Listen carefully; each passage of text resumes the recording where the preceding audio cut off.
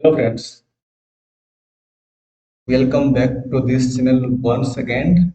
And today we are going to discuss many more things. Okay, whatever you have clarification, doubts. Okay, in terms of our course,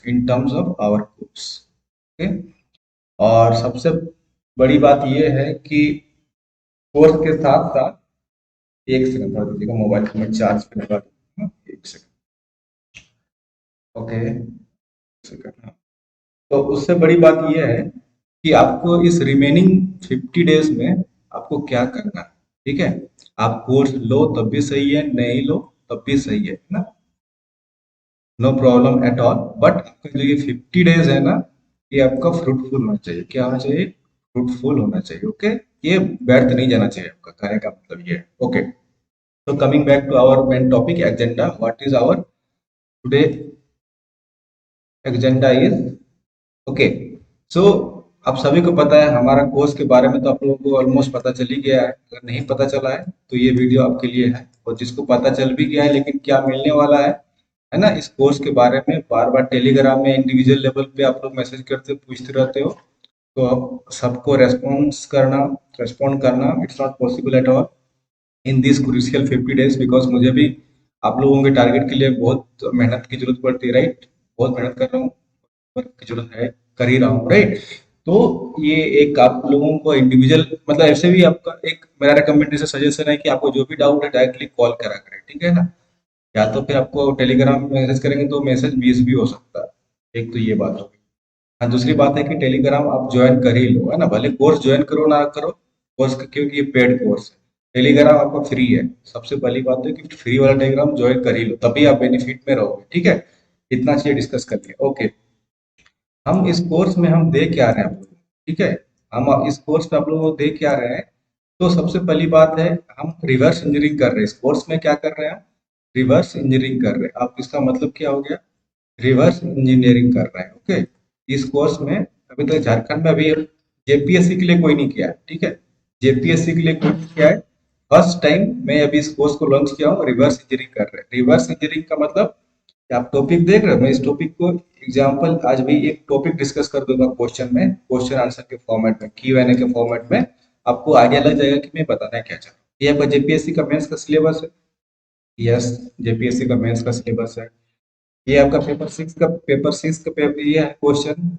yes, syllabus environment and science and technology. Okay, reverse engineering करेंगे क्या? हर topic से मैं mains का question frame करूंगा। कैसे? वो descriptive में, है ना, डिस्क्रिप्टिव में क्वेश्चन फ्रेम करूंगा। ओके, यहाँ तक भी क्लियर है। और डिस्क्रिप्टिव बनने के बाद आपको मैं क्वेश्चन को इस प्रोग्राम के थ्रू, इस कोर्स के थ्रू क्या करूंगा, एक एक मतलब हर ऑलमोस्ट मैं सारा टॉपिक कवर कर दूंगा। ठीक है, ऑलमोस्ट सारा टॉपिक कवर कर दूंगा इस कोर्स में, जितने बचे दिन है ना। तो अब ये देखना है कि हम कितना जल्दी स्टार्ट कर। ऑलरेडी हमारा प्रोग्राम स्टार्ट हो चुका है ना, पेपर 6 हमारा कंटेंट रेडी है, अब सिर्फ रिकॉर्ड करना रह गया है। ठीक है, पेपर 5 कंटेंट में साथ ही पैरेलली में काम कर रहा हूँ। ठीक है, तो 4 GS पेपर हम इस कोर्स में कंप्लीट करेंगे। 4 GS। ओके, और इसमें भी 2 टाइप का प्रोग्राम है ना। किसी को अगर चारों जीएस लेना है तो उसके लिए डिफरेंट प्रोग्राम है, और जिसको सिर्फ आपका पेपर 5 और पेपर 6 लेना है, ठीक है, तो उसके लिए भी डिफरेंट प्रोग्राम है। ये पैकेज थोड़ा कम का है, ये थोड़ा सा ज्यादा है, महंगा कॉस्टली है इसके कंपेयर में। ठीक है, तो 2 टाइप के हैं। अगर जिसको चारों जीएस की जरूरत है तो ये इस कोर्स में जा सकते हो। जिसको सिर्फ 2 पेपर की जरूरत है, क्योंकि मोस्टली इसी 2 पेपर पे इकोनॉमी, सस्टेनेबल डेवलपमेंट और आपका जो इन्वायरमेंट वाला पेपर है, साइंस एंड टेक वाला जनरल साइंस, यही 2 पेपर में लोगों का सबसे ज्यादा इशूज है। तो 2 टाइप का कोर्स हो गया। अच्छा, रिवर्स इंजीनियरिंग कैसे करेंगे अभी समझा दिया। हम फ्रेम क्या करेंगे, हम उल्टा चलेंगे, यहाँ से सिलेबस को उठाएंगे, टॉपिक उठाएंगे, यहाँ से क्वेश्चन फ्रेम करेंगे, आपको आंसर बताएंगे। आंसर में क्या बताएंगे? कीवर्ड बताएंगे, और उसका मॉडल आंसर टाइप से, ठीक है, बताएंगे। अब किस फॉर्मेट में होगा उस पर हम डिस्कस करते हैं। इतना समझ में आ गया? ओके, चलिए अब हम क्या करने वाले हैं, हम इसको डिस्कस करते हैं। अब हम क्या करेंगे, फॉर एग्जाम्पल अगर आप देखोगे यहाँ पे एक टॉपिक है इन्वायरमेंट में कि आपका natural resources, renewable and non renewable resources, मतलब आपका रिन्यूएबल और नॉन रिन्यूएबल का मतलब पता है, नवीनीकरण और अनवीनीकरण, मतलब जिसको रिन्यू नहीं कर सकते हैं और किसको कर सकते हैं, renewable and non renewable. Similarly अगर यहाँ पे भी एक टॉपिक देखोगे, यहाँ पे नॉन कन्वेंशनल, ये यहाँ पे लिखा है conventional and non conventional source of energy, है ना। तो कन्वेंशनल और non conventional source of energy मतलब क्या है यार, एक तरह से यहाँ भी सेम आपका टॉपिक है, काइंड ऑफ ओवरलैपिंग है, ठीक है, काइंड ऑफ ओवरलैपिंग, ठीक है। तो अगर हम यहाँ से थोड़ा सा भी अगर डिस्कस करें, ठीक है, भले यार ओवरलैपिंग हो या ना हो उससे मतलब नहीं है, ठीक है, जो मुद्दे की बात है उस पर आते हैं। मान के चलिए यहाँ पे ये टॉपिक, यहाँ से आप क्वेश्चन फ्रेम कर सकते हैं, या तो यहाँ से क्वेश्चन फ्रेम कर सकते हैं, है ना। कैसे क्वेश्चन हम फ्रेम करते हैं इस टॉपिक से, देख एक एक मैं अभी आपको एक्सप्लेन करके बताऊंगा, ठीक है। फॉर एग्जाम्पल ये हमारा क्वेश्चन है, एक सेकंड ना, ये हमारा क्वेश्चन फॉर एग्जाम्पल है, ये हमारा क्वेश्चन,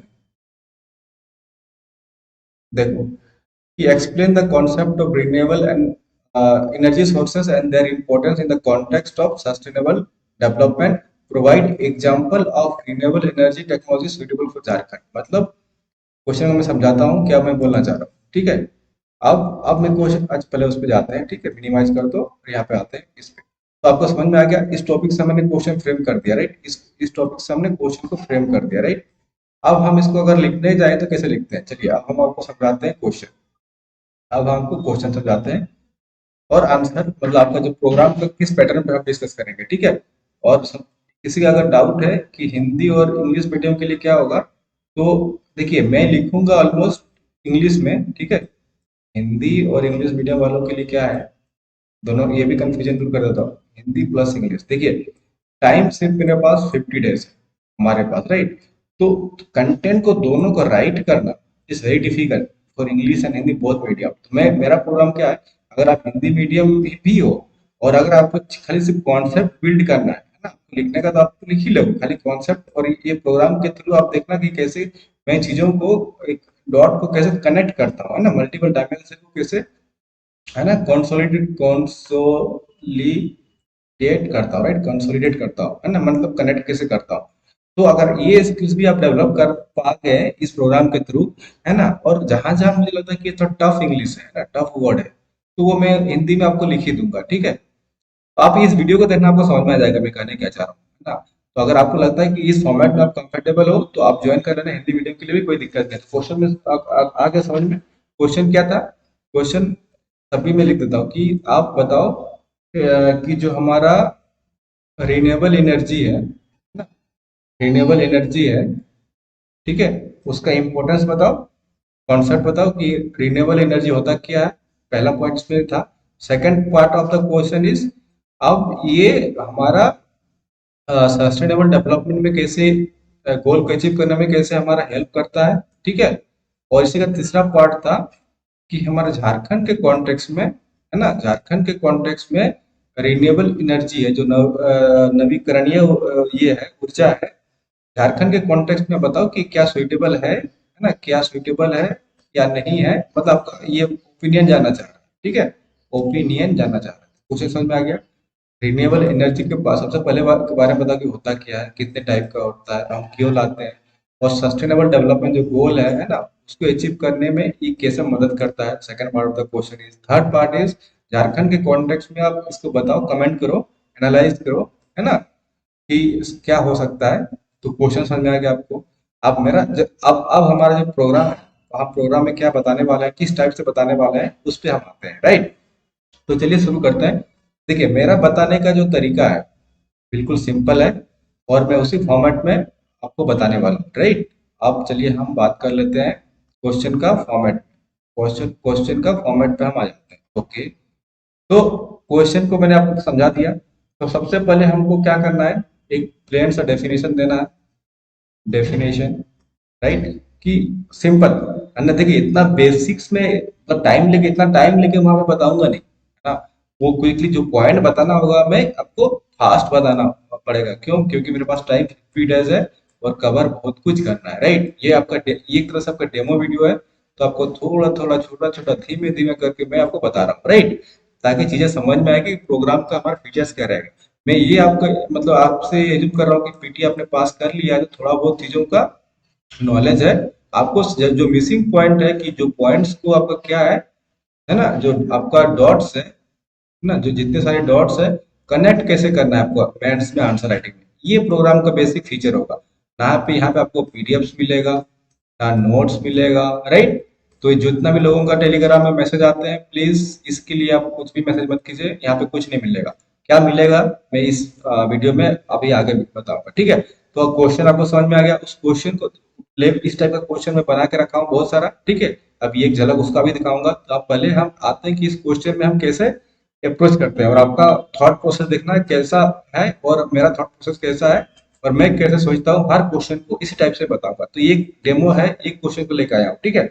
सबसे पहले ये बताओ कि रिन्यूएबल जो एनर्जी है, रिन्यूएबल एनर्जी मतलब एनर्जी, ठीक है, मतलब नवीन नवीन करणीय, जो भी हिंदी है, मतलब आप समझ है ना, मेरा हिंदी थोड़ा खराब है ना, ऊर्जा।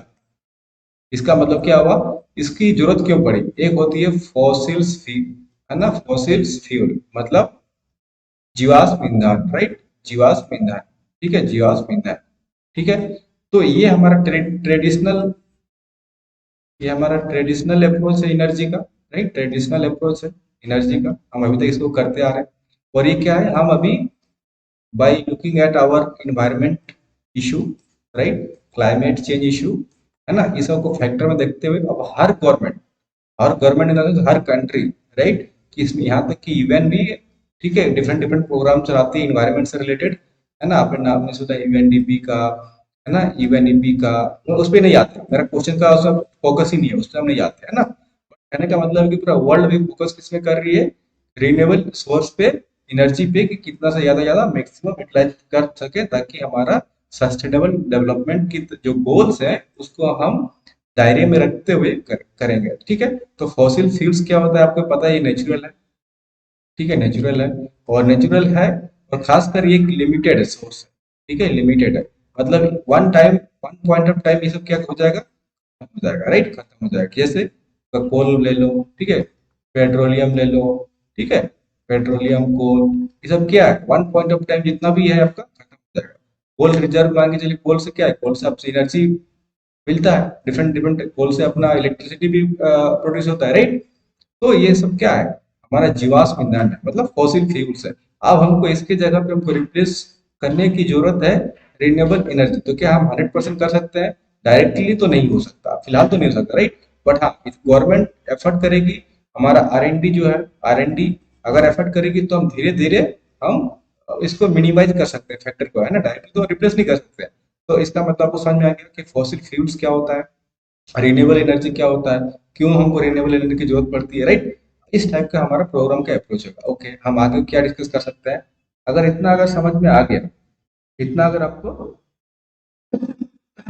समझ में आ गया, तो आप ये लिख सकते हो कि रिन्यूएबल, जो मैंने आपको बताया था, मैं लिखूं तब भी सही है, नहीं लिखूं तब भी सही है, राइट। अच्छा, तो आप ये लिख सकते हो कि रिन्यूएबल जो एनर्जी है, रिन्यूएबल, थोड़ा हैंडराइटिंग में मत ध्यान देना, ठीक है, आप समझ जाना, एनर्जी, रिन्यूएबल जो एनर्जी है, तो मैंने आपको क्या बताया कि हम एक सस्टेनेबल ना डेवलपमेंट का गोल की तरह हम एक टारगेट करते हैं उसको, हम ये चाहते हैं कि अगर हम इसको यूज करेंगे तो one of the sustainable development goal मेरा अचीव हो जाएगा, क्लियर। अच्छा, अब इससे क्या होगा, ये डिफरेंट डिफरेंट टाइप का हो सकता है, ठीक है, डिफरेंट डिफरेंट टाइप का, मतलब इस तरह से हम फ्रेमवर्क अभी बना रहे हैं, क्वेश्चन पे आए नहीं है, राइट। हम ये सोच रहे हैं कि हम इसमें अगर क्वेश्चन आता है तो क्या क्या लिख सकते हैं। तो एक तो हम रिन्यूएबल एनर्जी में क्या क्या लिख सकते हैं, एक हम लिख सकते हैं सोलर के बारे में, हम सोच सकते हैं कि भाई सोलर एनर्जी हो सकता है, राइट, सोलर एनर्जी।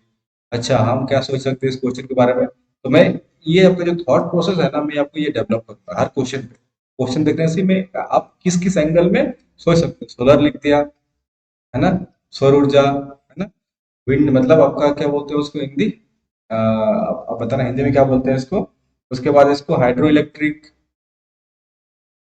है ना, इसको शायद पवन बोलते हैं ना, पवन ऊर्जा, हवा, राइट, हाइड्रो इलेक्ट्रिक, ठीक है। इतना मतलब कहने का मतलब कि हिंदी मीडियम वालों को इतना हिंदी पता होना चाहिए, सोलर जब बोल रहा हूँ तो सोलर का मतलब क्या है, विंड बोल रहा हूँ तो विंड का मतलब क्या है, हाइड्रो इलेक्ट्रिक, मतलब हर एक का आप ये एक्सपेक्ट मत करना कि एक एक चीज का आपको मीनिंग बताऊं, क्योंकि मुझे लगेगा कि मेरे को विंड है तो इतना छोटा सा, मतलब ये सिंपल कॉमन इंग्लिश टर्म है तो आपको आता होगा, है ना। तो कभी कभी मैं ये स्किप भी कर सकता हूँ, है ना, तो आप बोलोगे ये समझ में नहीं आया, तो थोड़ा बहुत जहाँ पे हमको लगेगा मैं बता दूंगा, बट ये हर का एक्सपीरियंस सोलर हो गया, सौर ऊर्जा बताने की जरूरत तो नहीं है यहाँ पे। ठीक है, तो इस टाइप के छोटा छोटा जो है जहाँ पे लगेगा, तो वो आपको खुद समझना पड़ेगा। ये हाइड्रो इलेक्ट्रिसिटी हो गया, राइट, और क्या ले सकते हैं, बायोमास हो गया, राइट। बायोमास एनर्जी के बारे में हम सोच सकते हैं, और क्या सकते हैं, जियोथर्मल। फॉर एग्जाम्पल जियोथर्मल के बारे में मुझे बताना है, तो ये भूतापीय हो गया, जियो मतलब क्या होता है, भू, थर्मल मतलब तापीय, इस टाइप का जहाँ पे आपको थोड़ा सा लगे कॉम्प्लेक्स है तो खुद ही बता दूंगा, ठीक है।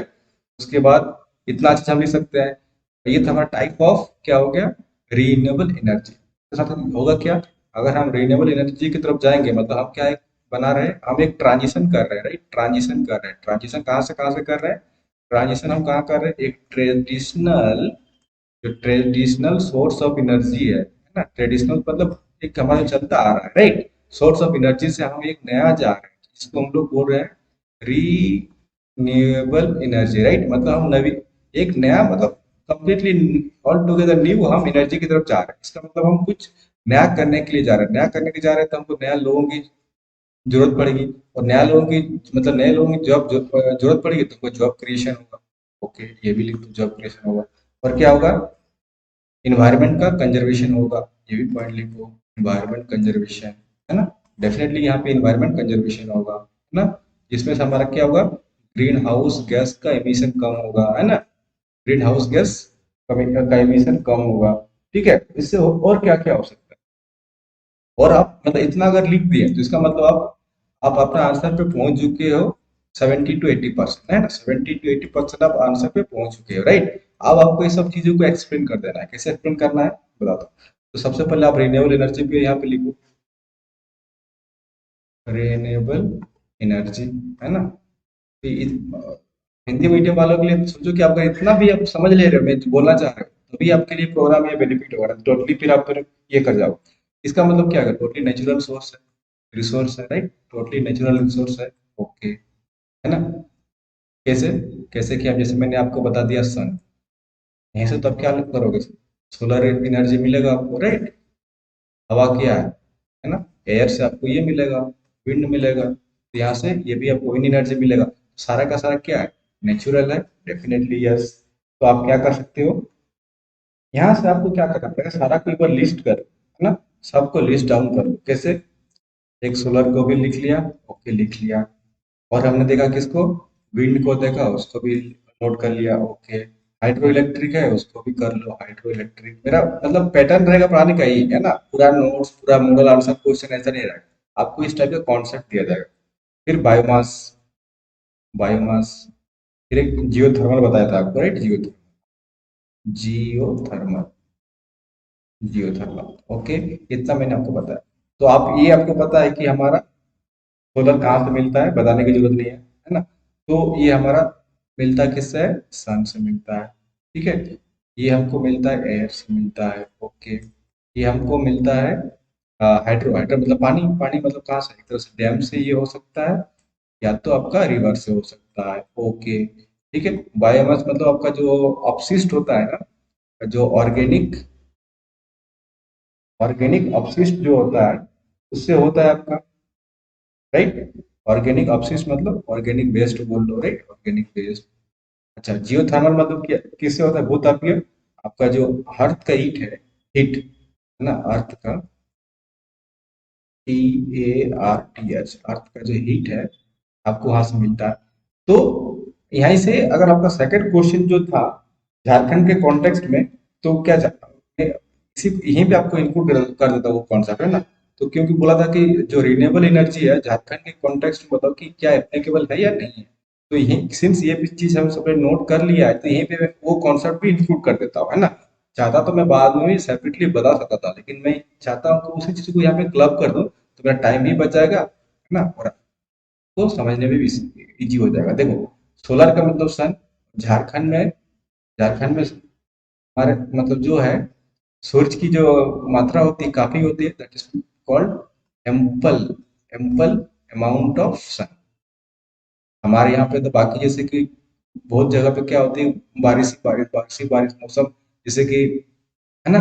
तो वैसा तो होता नहीं है। हमारा हमारा झारखंड में सन तो मतलब ऑलमोस्ट एवरी डे है ना, सनी हमारा रहता ही है। तो यहाँ से हम इसका हम अपॉर्चुनिटी सोलर पे झारखंड में देखने को मिलता है। तो हम इसको यूज झारखंड में कर सकते हैं। जो ये है पवन, है ना, विंड एनर्जी, क्या कर सकते हैं कुछ इसको दिख रहा है, आप सोचिए। हम इसको झारखंड में यूज कर सकते हैं, यस। क्यों? Jharkhand is known for hilly region. Hilly region, पहाड़ी क्षेत्र झारखंड को बोला जाता है, छोटा नागपुर प्लेट। तो झारखंड है हिली रीजन है। हिली में जहाँ सही रीजन होगा तो हवा जो मात्रा होगा डेफिनेटली सही मिलेगा आपको, है ना। एम्पल अमाउंट ऑफ एम्पल में, जैसे कि इतना यहाँ पे एम्पल मिल रहा था, मतलब अच्छा खासा मात्रा में हिली रीजन में आपको हवा भी मिल जाएगा, विंड। तो यहाँ पे भी आपको झारखंड में भी स्कोप है।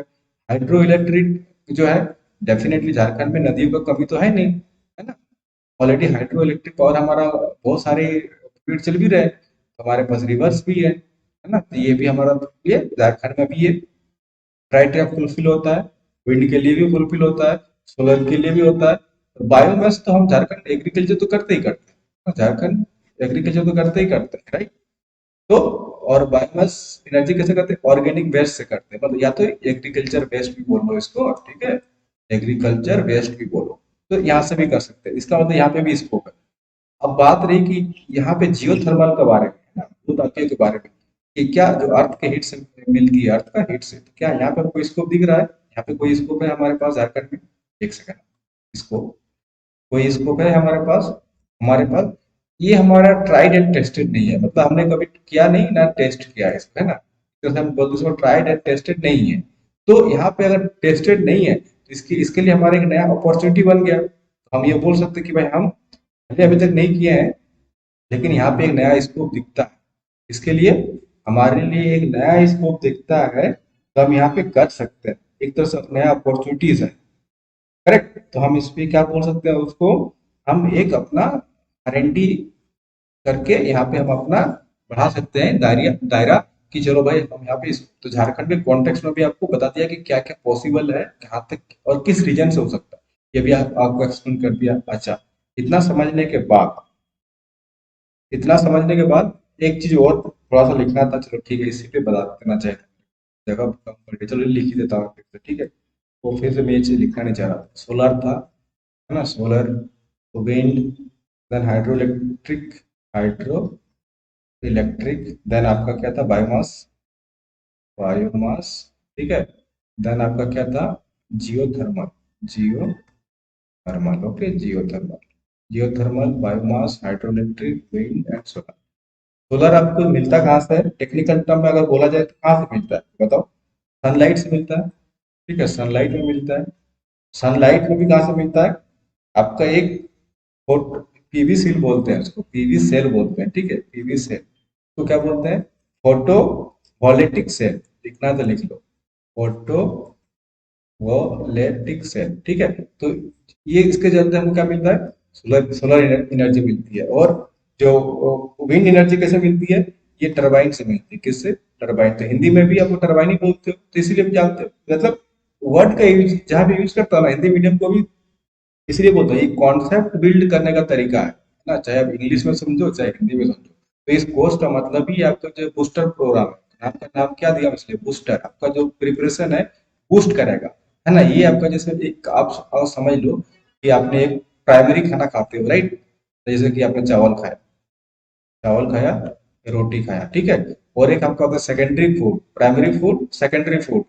तो ये वाला जो मेरा जो प्रोग्राम है ना, ये आपका एक तरह से वैल्यू ऐड करेगा, वैल्यू ऐड करेगा, ठीक है, निखार लाएगा आपको, जो भी आपको पता है उसमें वैल्यू ऐड करेगा, ठीक है। एकदम बेसिक प्रोग्राम नहीं है, ठीक है, ये बेसिक भी काम करेगा जो जिसको जिसका जो ग्रास्प पावर अच्छा है, ठीक है, इसका grasp thinking power, thought process ज्यादा अच्छा है, कि जितना चीज मैंने बताया ये तो है तो बेसिक ही चीज, लेकिन मैं लिख के नहीं बता रहा हूँ, नोट्स की तरफ नहीं बता रहा हूँ, बट जितना चीज बता रहा हूँ अगर उसको कैच कर लिया या तो अपना नोट्स बना लिया, so that is also fine. तो अगर इतना भी कर लेते हो तो मोर देन एनफ, ठीक है। तो टरबाइन, टरबाइन कैसे आपका काम करता है ना, और टरबाइन का क्या काम होता है? आपका काइनेटिक एनर्जी को कन्वर्ट करता है किसमें? इलेक्ट्रिक एनर्जी, ठीक है, इलेक्ट्रिक एनर्जी में, ठीक है। ये आपका सनलाइट से स्वर्ग हो जाता है पीवी से, और टरबाइन जो है आपका विंड में कन्वर्ट करता है काइनेटिक एनर्जी से इलेक्ट्रिक एनर्जी में। अच्छा, हाइड्रो इलेक्ट्रिक में क्या करता है? यहाँ पे भी टरबाइन होता है, यहाँ पे भी टरबाइनिंग भी होता है, ठीक है। बट यहाँ पे आपका वाटर लेवल पे होता है, ठीक है।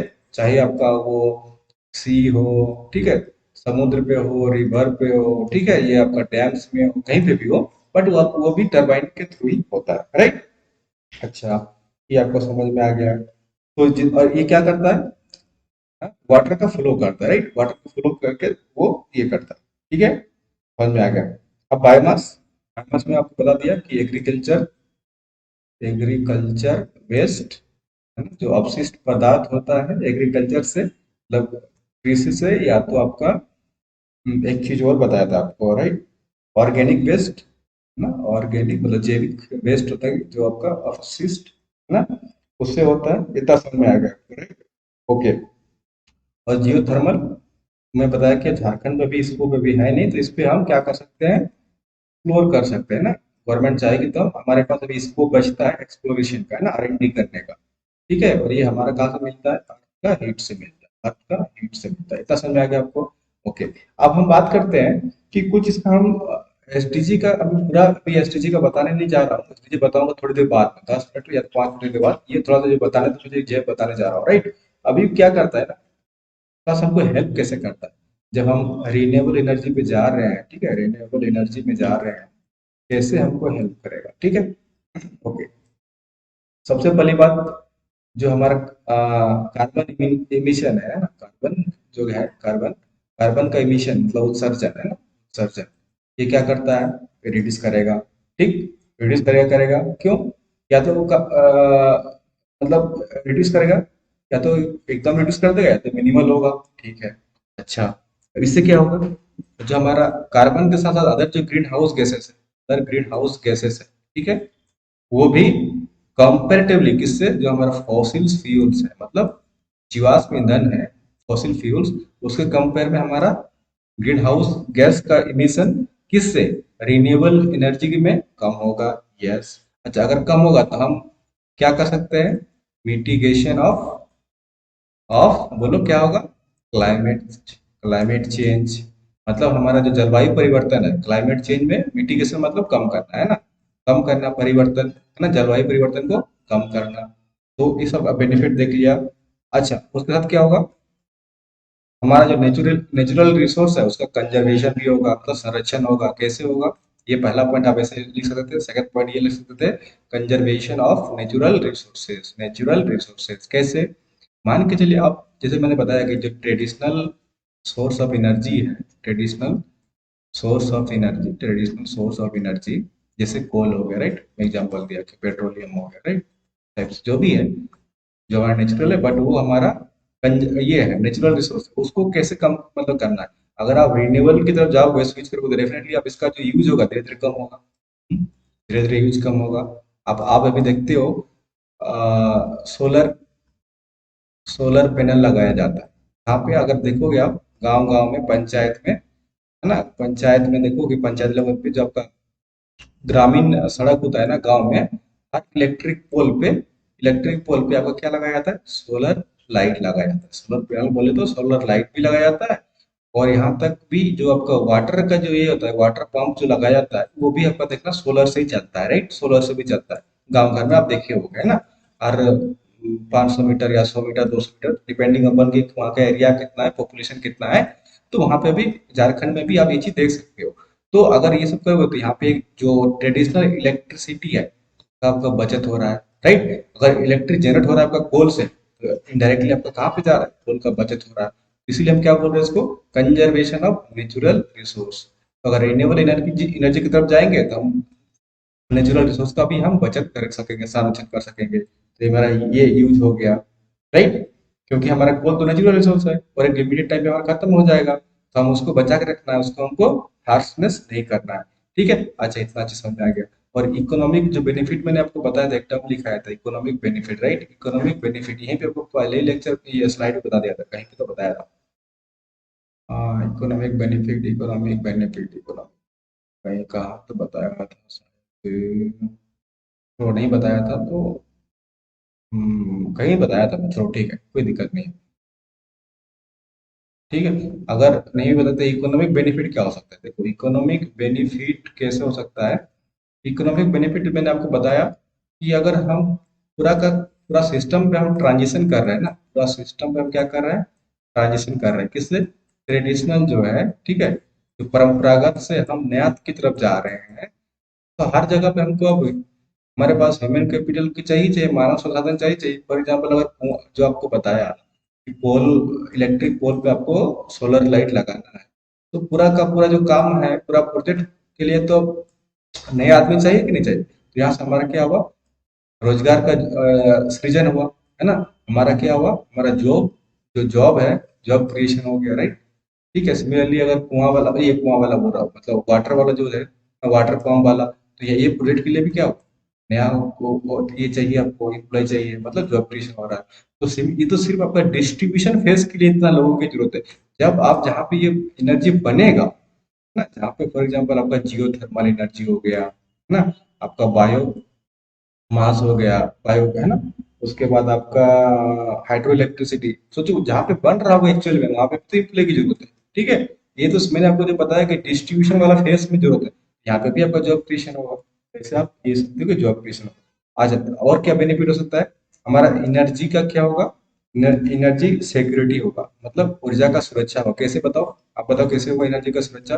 देखो अभी एनर्जी हम मोस्टली जो होता है ना, पेट्रोलियम अगर हम कहाँ से इंपोर्ट करते हैं ये बताओ, पेट्रोलियम अगर कहाँ से इंपोर्ट करते हैं, मोस्टली हम करते हैं मिडिल ईस्ट से, राइट, मिडिल ईस्ट कंट्री से, मिडिल ईस्ट कंट्री से, या तो हम कभी कभी रशिया से भी लोग मंगाते हैं, यहाँ तक कि यूएसए से मंगाते हैं, and तो आप कुछ भी बोल लो, मेजोरिटी कहाँ रहता है, यहाँ से। तो अगर मतलब इसका मतलब क्या हुआ, आप एनर्जी के लिए हम डिपेंडेंट है किसी दूसरे कंट्री में, इसलिए तो हमारा जब क्रूड ऑयल का प्राइस बढ़ता है, क्रूड ऑयल का प्राइस बढ़ता है, हमारा पेट्रोल डीजल का दाम बढ़ता है। ठीक है, क्योंकि हम दूसरे देश पे डिपेंडेंट है। तो अगर हम ने अगर रिन्यूएबल एनर्जी की तरफ जाए, तो इससे क्या होगा, हमारा खुद एक इंडिपेंडेंट हम बोल सकते हैं, मतलब एक इंडिपेंडेंट हमारा वो हो जाएगा, मतलब हम एनर्जी में, एनर्जी सिक्योरिटी, मतलब हम अपना सिक्योर खुद हो जाएंगे, दूसरे पे डिपेंडेंट रहेंगे, है ना। तो हम इंडिपेंडेंट हो सकते हैं, इंडिपेंडेंट हो सकते हैं। इसको हम क्या बोल सकते हैं, सेल्फ रिलायंस भी बोल सकते हैं, राइट, खुद पे निर्भर रहना, आत्मनिर्भर भारत जिसकी बात कर रहे हैं, राइट। तो यहाँ पे आत्मनिर्भर वाला भारत भी यहाँ पे अपना आंसर पे लिख सकते हो। तो ऐसे ही मतलब आपको टर्म बताऊंगा कहाँ कहाँ डॉट को कनेक्ट कर सकते हैं, ठीक है। तो आत्मनिर्भर भारत पे लिख सकते हो, है ना। और गवर्नमेंट, आपको पता है कि बहुत सारी स्कीम भी, मतलब अगर घर में अगर प्राइवेट यूज के लिए भी सोलर पैनल यूज कर रहे हो अपना पर्सनल घर पे, तो गवर्नमेंट क्या देती है, इंसेंटिव देती है। तो बहुत कुछ है यार चीजें बताने के लिए, खाली चीज मतलब होती क्या है ना, आपको खाली दिमाग को ओपन करने की जरूरत है बस, और वही चीज मेरा कोर्स में होता है। ठीक है, यहाँ पे मतलब पूरा नोट्स वगैरह कुछ नहीं मिलता, ठीक है। इतना हो गया, ओके। अभी फिर मैं आपको अच्छा, इससे सोशल बेनिफिट, बेनिफिट क्या होगा, सामाजिक बेनिफिट क्या होगा, सोशल बेनिफिट, सोशल बेनिफिट ये होगा हमारा, जब हम, आप सोचो, जब हम रिन्यूएबल एनर्जी पे जा रहे हैं, रिन्यूएबल एनर्जी पे जा रहे हैं, राइट, रिन्यूएबल एनर्जी पे जा रहे हैं, किस लिए जा रहे हैं, मैंने बता दिया कि इन्वायरमेंट का फैक्टर, ठीक है, इन्वायरमेंट का फैक्टर है, क्लाइमेट चेंज का इशू है, ठीक है। और क्या है, आपका जो डिपेंडेंट है, एनर्जी सिक्योरिटी का है, डिपेंडेंट है। तो मैं मेनली अगर हम देखेंगे सोशल वाला फैक्टर है ना, ये है यहाँ पे सोशल वाला फैक्टर। सोशल वाला फैक्टर मेनली क्या होता है ना, इसमें इसमें ये चीज होता है, इन्वायरमेंट वाला फैक्टर, क्लाइमेट क्लाइमेट चेंज वाला फैक्टर, ठीक है। इसमें क्या करना होता है हमको, कि मान के चलो आप हम रिन्यूएबल एनर्जी पे चले गए, तो इसका मतलब क्या होगा, हमारा ग्रीन हाउस गैस का उत्सर्जन कम होगा, ठीक है। दैट मीन्स पॉल्यूशन कम होगा, ठीक है, पॉल्यूशन कम होगा। अच्छा, पॉल्यूशन कम होगा तो आप क्या होगा, आप क्या होगे, बीमार पढ़ोगे लेकिन कम पढ़ोगे, कम भी पढ़ोगे, मतलब जो इसके एक्सटर्नल जो फैक्टर था इसके लिए तो नहीं पढ़ोगे, है ना, जो पोल्यूशन के चलते बीमारी होती है, तो उस वो बीमारी से थोड़ा सा राहत मिलेगा।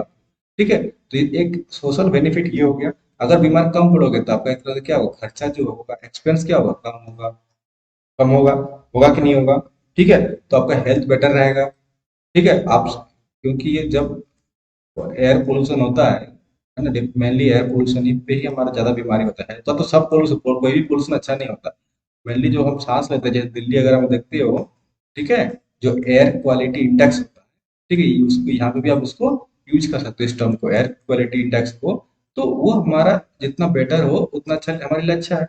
इसका मतलब सामाजिक फैक्टर ये भी हो गया, ओके। फिर क्या हो जाएगा, एक चीज और हो जाएगा, जो हमारे सोशल में ये भी इंक्लूड कर सकते हो, जो गरीब, जहाँ पे बहुत गरीबी है, तो गरीबी इन द सेंस या तो गरीबी बोल लो या तो बहुत रिमोट एरिया है, मतलब बहुत दूर दराज, ठीक है। आप अभी भी देखते हो कि 70 72 75 साल हो गए हमारे आजादी को, तो अभी भी बहुत सारा अभी भी एरिया होगा जहाँ पे लाइट ना हो, है ना। ठीक है, हालांकि 2014 के बाद तो बहुत ज्यादा तेज हुआ है काम, खासकर इलेक्ट्रिसिटी में, उसके बावजूद भी अभी भी बहुत ऐसा होगा जहाँ पे नहीं होगा, क्योंकि मतलब कुछ ऐसा नेचुरल क्लाइमेटिक रीजन रहा होगा या तो कुछ भी होगा, ये नहीं पहुंच पाता होगा। ठीक है, अगर आप उधर जाओगे ना, J and K side, Jammu and Kashmir Ladakh region में अगर आप जाओगे कभी, देखना उस साइड पे जो है लद्दाख वाला रीजन, जम्मू कश्मीर और आपका उस सब एरिया में अभी भी देखोगे, जहाँ पे जो बॉर्डर वाला एरिया है ना पाकिस्तान के साथ, देखना अगर आप वो वीडियो अगर कभी सर्च करोगे तो देखना अभी भी लोग विदाउट लाइट रहते हैं। तो उस सब एरिया में अगर आप ये नॉन कन्वेंशनल, है ना, नॉन कन्वेंशनल मतलब रिन्यूएबल एनर्जी पे अगर जाते हो और ये व्यवस्था कर देते हो, कितना अच्छा होगा लोगों के लिए। तो एक तरह से सोशल इंक्लूजन वहाँ पे भी लोगों का हो गया, राइट। तो ये फैक्टर आप डाल सकते हैं, नहीं तो डाल सकते हो। ठीक है, और गांव वाला के लिए जो विलेज का पोल लेवल पे मैं बताया कि गांव वालों के लिए पोल पे, है ना, क्या बोलते हैं उसको, सोलर एनर्जी का ये चीज आप डाल देते हो, राइट। ओके, उसके बाद क्या करना है, उसके बाद हम सस्टेनेबल डेवलपमेंट की तरफ जाते हैं। सस्टेनेबल डेवलपमेंट की बात करते हैं, क्योंकि हम हमारा कोई भी आंसर होता है, मैं बोल रहा हूँ ना कि मैं जितना भी आंसर बताऊंगा, खाली हिस्ट्री को छोड़ के, हिस्ट्री को छोड़ के आपका जितना जीएस पेपर है, सारा जीएस पेपर में सस्टेनेबल डेवलपमेंट का मैं यूज करूंगा इस प्रोग्राम में। ठीक है, और मुझे करने आता है कहाँ पे कौन सा सस्टेनेबल डेवलपमेंट गोल यूज होता है, इसलिए आपका आंसर दूसरों से बेटर दिखेगा, राइट। मैं अभी दिखाता हूँ मैं कैसे कितना इसी वीडियो में कितना सस्टेनेबल डेवलपमेंट गोल को मैं यूज करने वाला हूँ, राइट, आप देखना। तो सबसे पहली बात, अगर सस्टेनेबल डेवलपमेंट गोल 3 की बात किया जाए, तो आपको याद होना चाहिए कौन सा गोल में क्या बोलता है।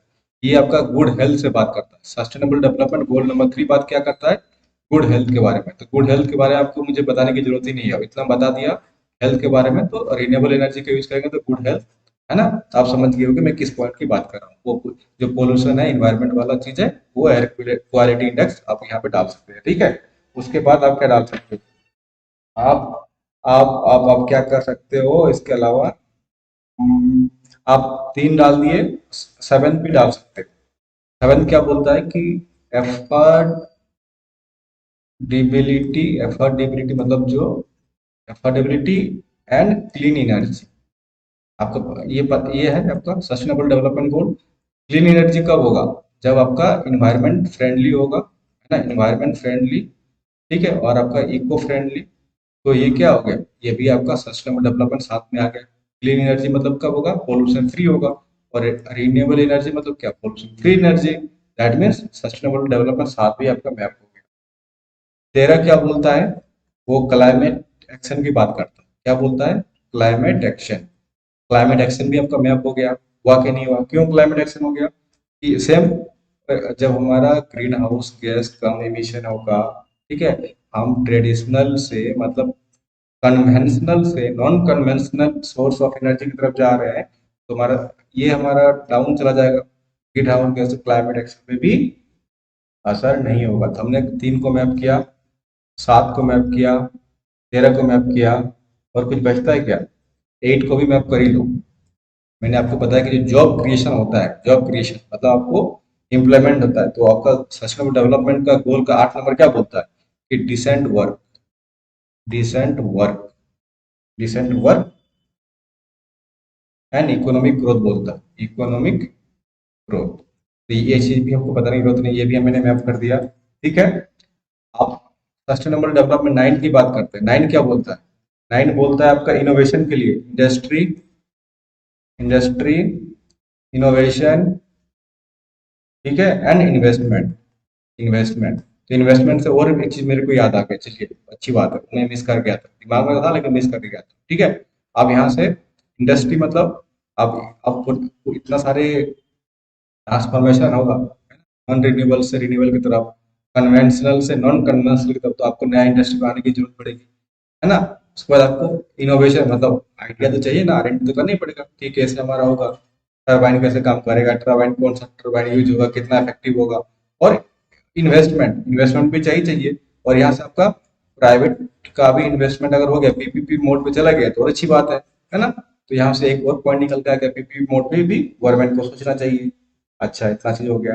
हमने गोल नंबर 3 को ऐड किया, 7 को किया, 13 को किया, 8 को किया, 9 को किया, और क्या कर सकते हैं 9 के बाद, हाँ 9 को भी कर दिया, 11 को भी करो, है ना। जो हमारा 11 क्या बोलता है, 11 बोलता है कि हमारा जो सिटी, स्मार्ट सिटी का जो कॉन्सेप्ट हमारा आया है स्मार्ट सिटी, तो 11 से तो आया है। क्या बोलता है 11, 11 बोलता है कि हमारा सस्टेनेबल सिटी होना चाहिए, मतलब आज का जो मॉडर्न सिटी वाला सस्टेनेबल होना चाहिए, ठीक है। और हमारा कम्युनिटी जो है वो भी सही होना चाहिए, ठीक है। तो हमारा सस्टेनेबल डेवलपमेंट 11 भी मैप हो गया, ठीक है। तो इस टाइप का चीजें आप कर सकते हैं, ठीक है। और झारखंड के कॉन्टेक्स्ट में मैंने आपको बता दिया कि झारखंड का स्कोप यहाँ कहाँ कहाँ बनता है, कहाँ कहाँ नहीं बनता है, हमें कहाँ करने की जरूरत है। हाँ कहाँ, यहाँ यहाँ ये वाला कहाँ बताया था, हाँ झारखंड के कॉन्टेक्स्ट में बता दिया था, बोला नहीं था। हाँ ये वाला बताते हैं झारखंड के कॉन्टेक्स्ट में क्या क्या हो सकता है, राइट। तो झारखंड गवर्नमेंट को, क्योंकि हम झारखंड के कॉन्टेक्स्ट में पढ़ रहे हैं तो हम झारखंड गवर्नमेंट की ही बात करेंगे, है। झारखंड गवर्नमेंट को क्या क्या करना चाहिए अगर हमको पूरा रिन्यूएबल एनर्जी में ये करना चाहिए, मतलब शिफ्ट करना चाहिए, तो एक तो आपको क्या करना पड़ेगा, गवर्नमेंट को प्रमोशन करना पड़ेगा, किसको, सोलर रूफ टॉप इंस्टॉलेशन, ठीक है, छत पे इंस्टॉल करो, ठीक है। और करती भी है गवर्नमेंट, इंसेंटिव देती भी है, ठीक है, इंसेंटिव देती है। अच्छा, और क्या करना चाहिए, हमारा एक कम्युनिटी बेस्ड, देखिए कुछ पॉइंट होता है ना, हर क्वेश्चन में जनरलाइज होता है, बट आपको लिखने का तरीका, मेंस क्या है, mains is all about answer, art of answer writing, है ना, ART, आर्ट, इसको हटाओ, आर्ट ऑफ आंसर राइटिंग, ठीक है। तो कम्युनिटी बेस्ड आप ये बोल सकते हैं कि कम्युनिटी बेस्ड माइक्रो लेवल पे आपको प्रोजेक्ट छोटा छोटा, है ना, बना के यूज करना चाहिए। और क्या बोल सकते हो कि स्किल डेवलपमेंट भी होना चाहिए, स्किल डेवलपमेंट, क्योंकि भाई आप ये नया कोई काम करोगे, है ना, एक तो क्योंकि R&D का काम है ना, R&D का काम, अब तो आप अगर मान के चलो उसको इम्प्लीमेंट भी करना है एट मास लेवल, है ना, मास लेवल मतलब बड़े लेवल पे, मास लेवल, तो आपको एक वोकेशनल, एक सेकंड, वोकेशनल टाइप का ट्रेनिंग सबको देना पड़ेगा, ना कि कैसे उसको क्या बोल सकते हैं, उसको कैपेसिटी बिल्डिंग बोल सकते हैं, क्या बोल सकते हैं, कैपेसिटी बिल्डिंग के how to use it, how to install it, है ना। तो इस टाइप से आप बोल सकते हैं। देखो ओवरऑल मतलब एक क्वेश्चन को इतना टाइम लेने का मतलब क्या है कि मेरा जो मतलब इस प्रोग्राम रहेगा, इस प्रोग्राम का मतलब ही मैं इसी टाइप से अप्रोच करता हूँ, बट इतना मतलब टाइम लेके बताऊंगा नहीं, इसलिए नहीं बताऊंगा क्योंकि मेरे पास, आपके पास टाइम है इतना चीजों को, एक टॉपिक को कवर करने के लिए, ना मेरे पास, तो बट कवरेज ऐसे ही रहेगा, थोड़ा फास्ट रहेगा बट कंटेंट ऐसे ही रहेगा, ठीक है। तो होप आपको ये वीडियो समझ में आ गया होगा, हिंदी मीडियम वालों को भी, अगर मुझे नहीं लगता कि कोई दिक्कत होगा, क्योंकि सिर्फ तो टॉपिक का इंटरलिंकिंग है ना, और कुछ है नहीं, जो इंग्लिश में भले लिखा हो लेकिन चीजें आपको समझ में आ गया। तो हमारा प्रोग्राम का मतलब यही है, इस फॉर्मेट में हमारा प्रोग्राम चलेगा, जो भी इंटरेस्टेड है, जिसको भी अपना मार्क्स को इम्प्रूव करना है, इस टाइप का नया नया पॉइंट, नया नया डायमेंशन देके, तो आप हमारे साथ जुड़ सकते हो, राइट। सो मिलते हैं किसी और वीडियो में, है ना। अच्छा अच्छा, एक चीज और बताना चाहता हूँ, उससे पहले मैं शायद लिख के लाया हूँ कुछ डेमो पर्पज से, कुछ क्वेश्चन है फॉर एग्जांपल, कि अगर आपको लगता है कि शायद किस टाइप का क्वेश्चन होगा, तो सारा सब्जेक्ट का है, फॉर एग्जांपल ये पेपर 6 का है, डिस्कस द सिग्निफिकेंस ऑफ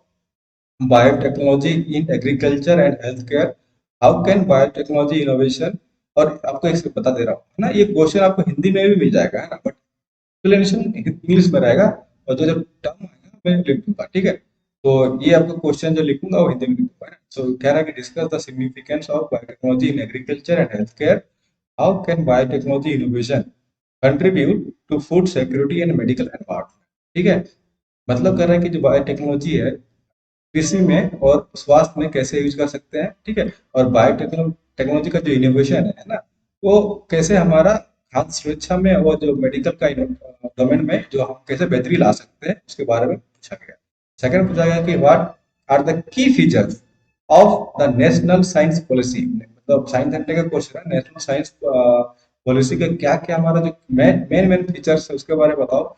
और कह रहा है कि how does this policy framework will help in R&D in India. तो आप पढ़ लेना यार, है ना, ऑलरेडी वीडियो लंबा हो चुका है, तो ये सब बताने का कोई सेंस नहीं बनता है, मतलब कहने का मतलब आप समझ गए होगे कि मेरा प्रोग्राम किस दिशा में जाने वाला है और क्या आपको यहाँ पे मिलेगा। होप आपको वीडियो पसंद आया होगा, वीडियो पसंद आया होगा तो वीडियो लाइक कर दीजिएगा, ठीक है। और कंटेंट पसंद आया, आपको लगता है कि कुछ बेनिफिट हो सकता है, तो आप तभी कोर्स ज्वाइन करना, अदरवाइज अदरवाइज ज्वाइन मत करना, मतलब आपका भी टाइम बर्बाद हो जाएगा। और पैसा तो बहुत होगा ही होगा, right. Thank you so much, मिलते हैं किसी और वीडियो में, ठीक है, तब तक के लिए बाय बाय, टेक